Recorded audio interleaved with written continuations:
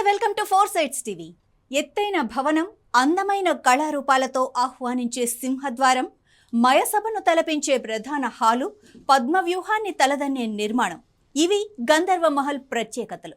పేరుకు తగ్గట్టే ఆ భవంతిలో రాజసం ఉట్టిపడుతుంది. 100 ఏళ్ల క్రితం నిర్మించిన చెక్కు చెదరకుండా కళకళలాడుతోంది. ఆ భవంతిలోని ప్రతి వస్తువుకు ఓ ప్రత్యేకత ఉంటుంది. ఓ జమీందారు కలల సౌధమే ఈ గంధర్వ మహల్ నిర్మాణం. పల్లెటూరులో కళ్ళు చెదిరే డిజైన్లు, విదేశీ వస్తువులతో మహల్ నిర్మాణం నేటికి 100 ఏళ్లు పూర్తి చేసుకున్నప్పటికీ చెక్కు చెదరని భవంతిగా చరిత్రకెక్కింది. మరి ఆ విశేషాలేంటో మనము చూసేద్దాం.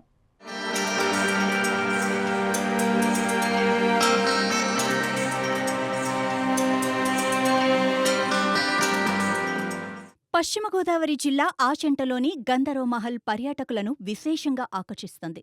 శతాబ్దపు చరిత్ర కలిగిన ఈ భవంతి మైసూర్ ప్యాలెస్ను తలపిస్తోంది. ఈ మహల్ నిర్మాణంలోనూ ఎన్నో విశేషాలున్నాయి. 1918లో గ్రామానికి చెందిన జమీందార్ గొడవర్తి నాగేశ్వరరావు ఈ భవన నిర్మాణానికి శ్రీకారం చుట్టారు. 6 ఏళ్లు సాగిన నిర్మాణం 1924 నాటికి పూర్తయింది. అప్పట్లో దీన్ని కట్టడానికి 10 లక్షల రూపాయలు ఖర్చయింది. గంధర్వ మహల్ నిర్మాణంలో ఎన్నో విశేషాలున్నాయి. అప్పట్లో ఈ భవన నిర్మాణానికి గానుగు సున్నంలో కోడిగుడ్ల సొన కలిపి ఆ మిశ్రమంతో గోడలు నిర్మించారు. అందుకే ఇప్పటికీ మహల్ గోడలు చెక్కు చెదరకుండా అలానే ఉన్నాయి. బర్మా నుండి కలప, లండన్ నుండి ఓడల్లో ఇనుప దిమ్మలు చెన్నైకి వచ్చాయట. అక్కడి నుండి ఆచంట గోదావరి తీరానికి పడవలలో జల రవాణా ద్వారా తెప్పించారు. గంధర్వ మహల్ నిర్మాణం పూర్తయిన సమయంలో ఆ గ్రామంలో విద్యుత్ సౌకర్యం లేకపోవడంతో విదేశాల నుండి జనరేటర్లు తెప్పించి మరీ మహల్ మొత్తం విద్యుత్ దీపకాంతులతో మెరిసిపోయేలా చేశారు. మహల్ సెంట్రల్ హాల్లో కనిపించే పియానో లండన్ నుండి తీసుకువచ్చారు.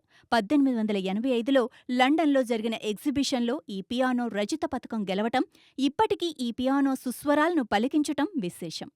మహల్ హాలులో ఇరువైపులా బెల్జియం నుండి తెప్పించిన ప్రత్యేకమైన అద్దాలను అమర్చారు. ఈ అద్దం ఎదురుగా నించొని చూస్తే 7 ప్రతిబింబాలు ఒకదాని పక్కన మరొకటి నిల్చున్నట్లు కనపడటం వీటి విశేషం.